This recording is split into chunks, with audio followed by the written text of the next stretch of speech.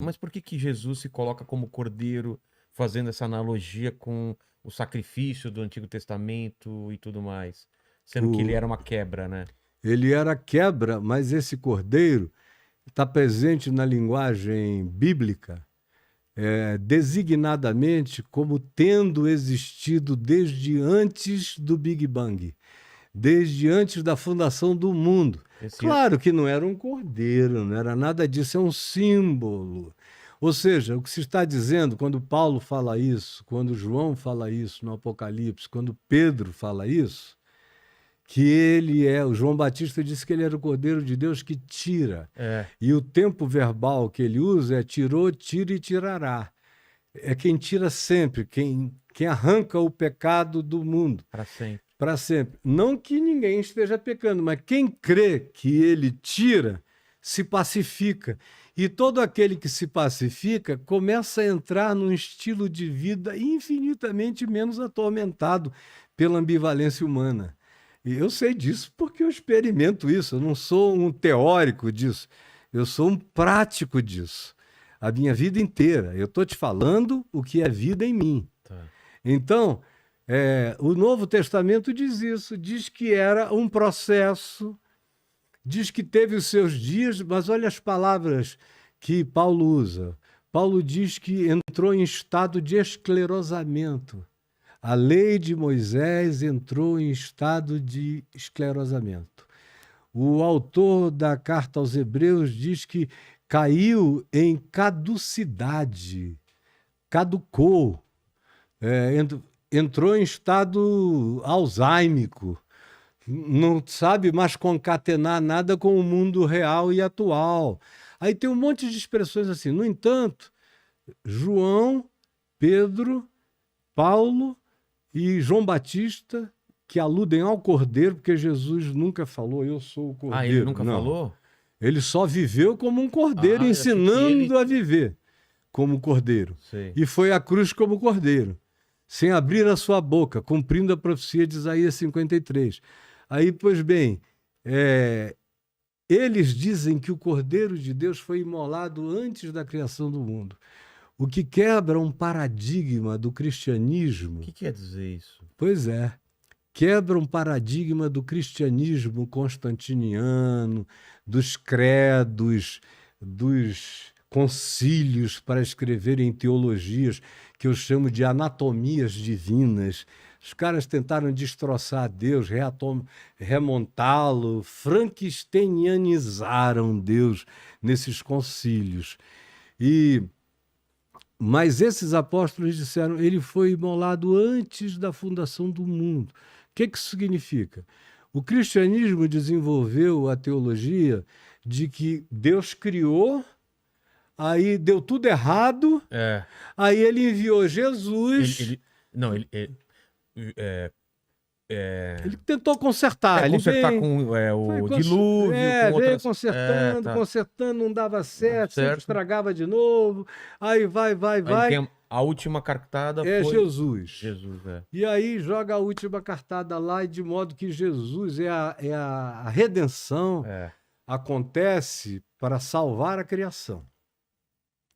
Esses apóstolos de Jesus, tudo gente da Galileia, com exceção de Paulo, que estudou das melhores universidades, todos eles entenderam que o Cordeiro real, esse que é Deus em Deus, de Deus, um com Deus, como Jesus disse, eu e o Pai somos um, esse que é mistério puro, que nem existe. Eu costumo dizer que Deus não existe. Como assim? Você existe. Sim. Você é fotografável, mensurável, estudável, debulhável, você é tudo. Para partir de ti e de mim para o Big Bang existe. A gente já consegue chegar hoje à ervilha primal de adensamento de energia, massa, tudo isso. Mas uma ervilha primal que adense os universos todos em si mesmo já é um negócio absurdo, incompreensível. Incompreensível mesmo. Agora, isso existe, porque só existe o que é detectável. O que não é detectável, o que não é estudável, o que não é verificável, o que não é manifesto Mensurável. como repetição constatável, não existe. Ah, entendi. E Deus, por definição, é o inexistente. Deus é o eterno e incriado. Onde é que, em cabeça de quem que isso existe? Em que laboratório isso cabe? Essa matéria, testado. teologia, devia ser muito mais uma antropologia da história da fé do que teologia, que é Deus, a lógica sobre Deus, ou a lógica de Deus, ou o estudo de Deus. Estudo de Deus é uma balela. Eu só consigo saber um pouco quem é Deus em Cristo Jesus. Aí eu sei o caráter de Deus, eu sei como o homem deve ser, sei quem Deus é e como o homem deve ser. Em Cristo eu aprendo isso tudo. Mas antes de haver criação, o que os apóstolos estão dizendo é uma coisa transmetafísica, Então, cara. como ele foi imolado antes da criação? Pois é, ele se ofereceu. Quando Paulo diz que ele, sendo Deus, não julgou como usurpação o ser igual a Deus, está falando de Cristo Jesus, antes a si mesmo se esvaziou. E esse ato de se esvaziar de Deus é a criação toda. É ele tirando pedaços dele. Ele explodiu Deus. É o Big Bang. É. Ou o que quer que venham a ser os outros Big Bangs nos multiversos que existem por aí, em camadas dimensionais variadas. Tudo são partículas de Deus. Tudo. E ele mesmo é quem ele sempre foi, espírito e verdade. Mas ele nunca foi visto e o Novo Testamento diz nunca será. E o Apocalipse termina dizendo que na Nova Jerusalém não havia templo nem santuário. Porque, claro, que Deus vai caber em templo e santuário. Ele mesmo diz, os céus dos céus não me podem conter. Vocês, no entanto, me querem construir uma casa? Isso é uma pergunta que derruba tudo, né? Derruba qualquer ideia. Acaba de com igreja. templo, religião.